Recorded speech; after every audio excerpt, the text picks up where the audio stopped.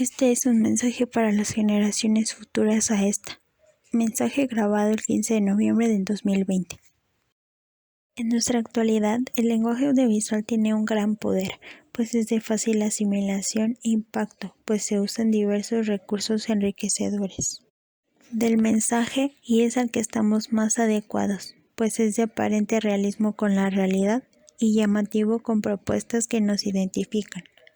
Sin embargo, pocos saben de cómo se compone y cuáles efectos tienen, por lo que me encargaré de resumírtelos en este video.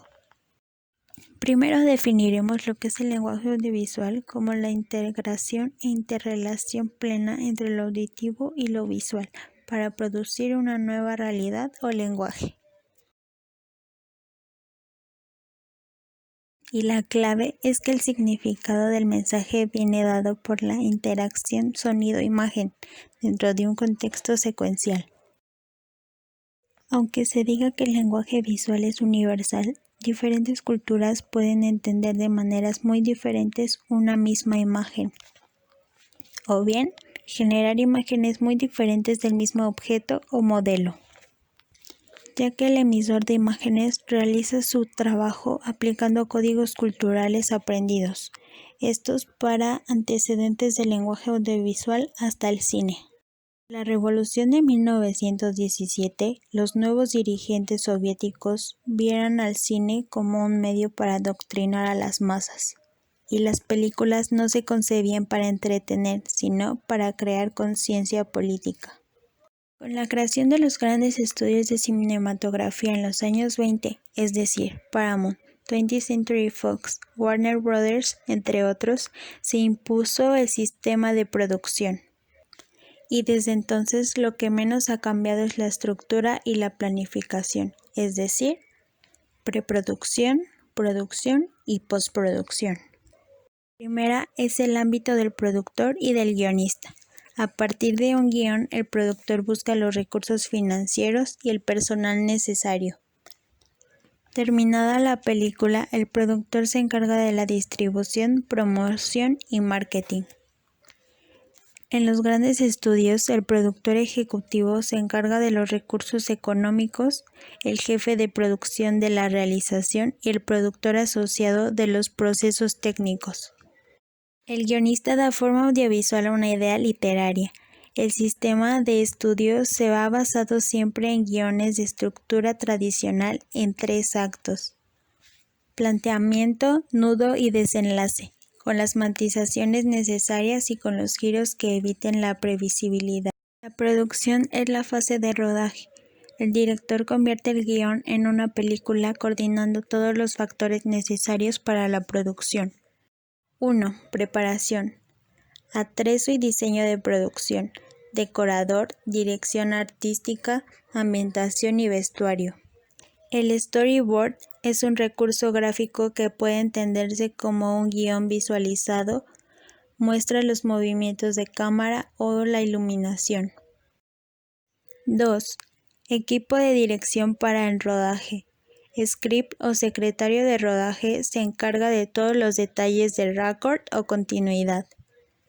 Hay otros asistentes encargados de los diálogos o los aspectos técnicos. 3. El reparto de actores famosos y desconocidos. El director debe conseguir la integración de los actores en su idea de película. Además, están los extra y especialistas. 4. Dirección de fotografía que supervisa al operador, los maquinistas y la iluminación. 5. Unidad de sonido que se encarga de los diálogos o el sonido ambiente. Puede haber un diseñador de sonido que defina un estilo sonoro para toda la producción. 6. Equipo de maquillaje. Postproducción es la fase que tiene lugar tras el rodaje. Muchas actividades de la postproducción se realizan durante el tiempo del rodaje. Así, se monta material para ir viendo cómo avanza la producción o rectificar las tomas durante el rodaje. Los planos máster y los planos de cobertura son corregidos si es necesario. Para 2.400 metros que suele tener una película, se filman unos 150.000 metros. El material procesado revelado se denomina copión. Es una filmación en bruto que debe ser editada. Deben prepararse versiones diferentes en función de los mercados, Estados Unidos, Europa, etc., y en función de los soportes, televisión y video. Algunas técnicas para la creación de audiovisuales son los diaporamas o las presentaciones secuenciales, que son la evolución de los antiguos sistemas de producción de diapositivas. Ahora, gracias a las técnicas de edición y montaje digital, se le puede sincronizar con una banda sonora, aunque también hay diaporamas sin sonido. La animación es una simulación dinámica producida mediante una serie de imágenes que al reproducirse sucesivamente con una velocidad determinada generan la ilusión de movimiento. Durante el montaje se integran todos los fragmentos en una composición para que se produzca el efecto de ilusión óptica del movimiento. Se requiere como mínimo 12 cuadros por segundo, aunque las animaciones profesionales suelen utilizar hasta 60 cuadros por segundo. La televisión y el video digital se producen mediante una serie de imágenes fijas que, reproducidas en una secuencia, simulan la ilusión de movimiento. A diferencia de las animaciones, cada cuadro o frame está compuesto por una sola imagen y no por la composición que crean distintos fragmentos animados, cada uno por separado. Las definiciones referidas a la televisión y el video digital coinciden con la del cine, ya que esta técnica también se basa en la ilusión de movimiento producida por una serie de imágenes fijas reproducidas en secuencia. La diferencia entre ambos no es conceptual, sino de tipo práctico y de índole tecnológica.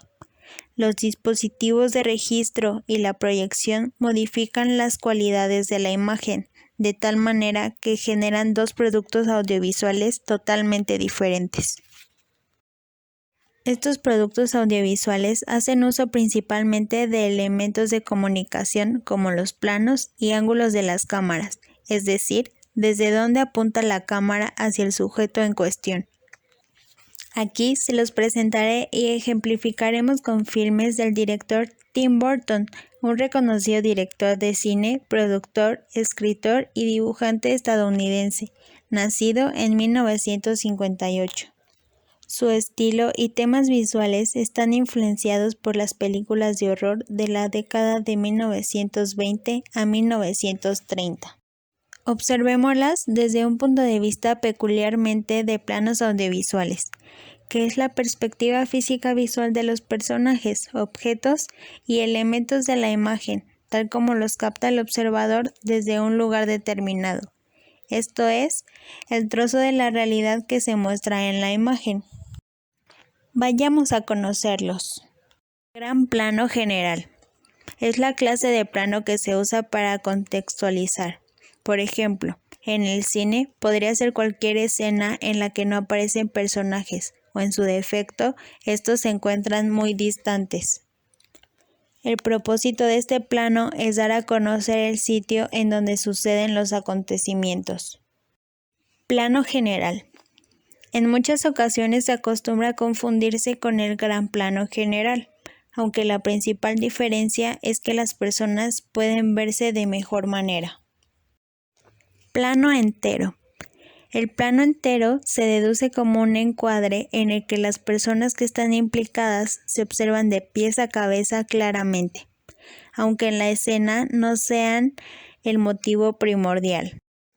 Plano americano. Puede considerarse que esta clase de plano se originó en las películas de vaqueros, en las cuales era necesario que el arma que se situaba en la cadera también se vislumbrase claramente al mostrarse la expresión facial del personaje. Por consiguiente, el plano americano se produce desde la cabeza hasta las rodillas. Es importante resaltar que el corte debe hacerse por encima o por debajo de las extremidades, nunca justo en la mitad, debido a que parecería que la persona tiene alguna discapacidad. Plano medio.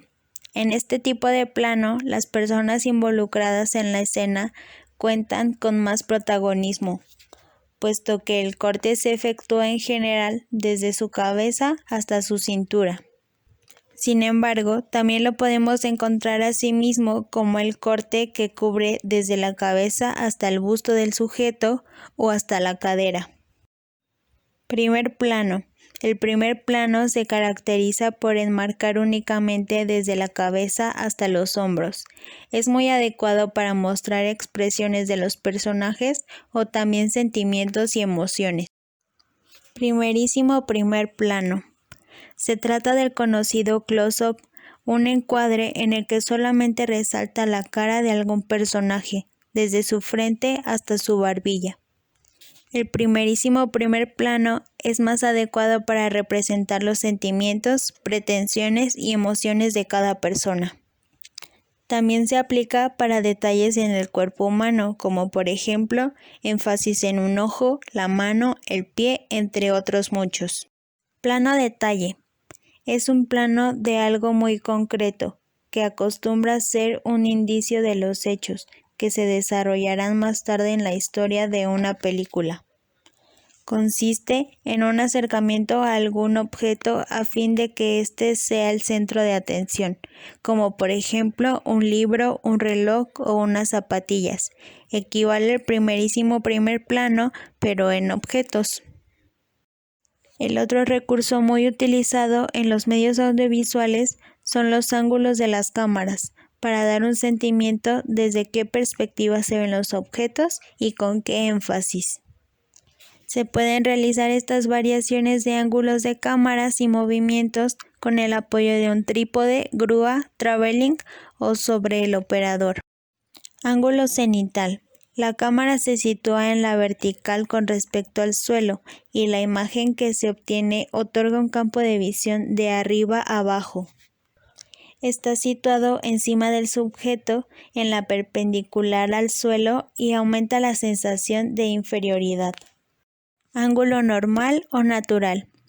El más utilizado de los ángulos de cámara en el lenguaje audiovisual se realiza paralelo al suelo. La cámara se establece a la altura de los ojos del personaje y llena de estabilidad, naturalidad y tranquilidad de la escena. Ángulo picado.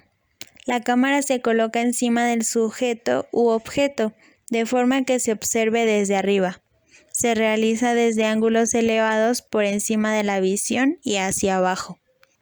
El fin de estos planos es hacer más pequeño a quien se encuadre en relación con un plano normal, provocando una situación de debilidad, inferioridad o vulnerabilidad. Ángulo contrapicado. Es el contrario al ángulo picado. La acción se recoge desde abajo, la cámara se coloca debajo y se toma desde los ángulos inferiores, por debajo de la vista y hacia arriba. Se utiliza para provocar una sensación de grandiosidad, con una apariencia de superioridad a los personajes que se encuentran elevados sobre los otros. Ángulo escorzo. El protagonista se encuentra de cara y el sujeto que escucha está de espaldas. Así se acentúa la posición del sujeto que lleva la acción, en ese instante, con la cámara situándose en 45 grados detrás del sujeto. Por último, estudiaremos los movimientos de cámara más usados en la industria. Empecemos por los movimientos físicos de cámara. Panorámica. La panorámica es un movimiento físico de gran valor descriptivo, a la vez que narrativo, y que consiste en el movimiento de rotación de la cámara sobre su propio eje, hacia la izquierda o hacia la derecha, en horizontal, vertical o diagonal. Normalmente, las panorámicas se realizan apoyando la cámara sobre la cabeza del trípode, pero en ocasiones se ven algunas hechas a mano mucho más inestables. Existen las panorámicas descriptivas sobre un espacio o personaje, de acompañamiento siguiendo a un elemento mientras se mueve o de relación, asociando a más de un personaje. Panorámica horizontal. Es la rotación de la cámara de izquierda a derecha y viceversa, o también conocido como paneo. La panorámica vertical, de arriba a abajo o de abajo a arriba, se le llama también tilt up y tilt down. Y la panorámica circular, dando un giro de 360 grados. Travel nos aporta un gran valor narrativo que nos hace sentir que estamos formando parte de la acción que el traveling acompaña. La cámara se desplaza respecto al escenario de forma horizontal, vertical o en combinación de ambos, en relación al eje del trípode en la que se asienta. Existen diferentes tipos de traveling, como por ejemplo de avance y retroceso, ascendente y descendente. Y algunos movimientos ópticos de cámara como el zoom, que el zoom es un movimiento óptico también denominado traveling óptico, que se realiza con cámaras de objetivos variables o zoom, que siempre ha de utilizarse como una herramienta para el encuadre previo a la grabación, permitiendo que los objetos se acerquen o se alejen sin tener que desplazar la cámara. Zoom in o zoom de acercamiento cierra el ángulo del lente, reduce el ángulo de visión y aumenta el tamaño de la imagen. Esto sería todo por el video de hoy. Muchas gracias.